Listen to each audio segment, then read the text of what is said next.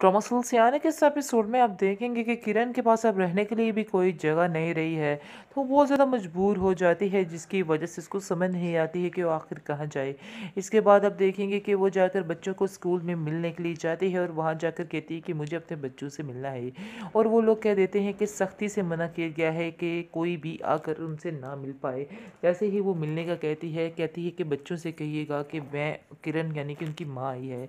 इस पर वो बच्चे जो है चौंक जाते हैं और कहते हैं कि नहीं, हमें कोई भी किसी से नहीं मिलना, यानी कि हमारी कोई माँ नहीं है, उन्होंने भी दूसरी शादी की और हमें छोड़ दिया, इसलिए अब हमारा भी उनके साथ कोई रिश्ता नहीं है, उनसे बोलिए कि यहाँ से चली जाए, हम उनसे नहीं मिलना चाहते हैं। फिर किरण को समझ आ जाती है कि अब उसका असल में कोई ठिकाना नहीं रहा। इसके बाद वो जाएगी बख्तियार की तरफ और कहेगी कि मुझे घर में रहने के लिए जगह दे दो, क्योंकि मेरे पास जगह भी नहीं है जो है। हालांकि वो पूछेगा कि किधर गया सारा कुछ, यानी कि वो सारा पैसा हर चीज़ किधर गई। तो वो फिर जैसे ही माजरा सुनाएगी और कहेगा बख्तियार कि आप जहाँ से दफ़ा हो जाओ, क्योंकि तुमने कभी तुम की ही नहीं, यानी कि लालच ही की है, और ये भी रिश्ता जो तुमने किया था लालच की वजह से किया है।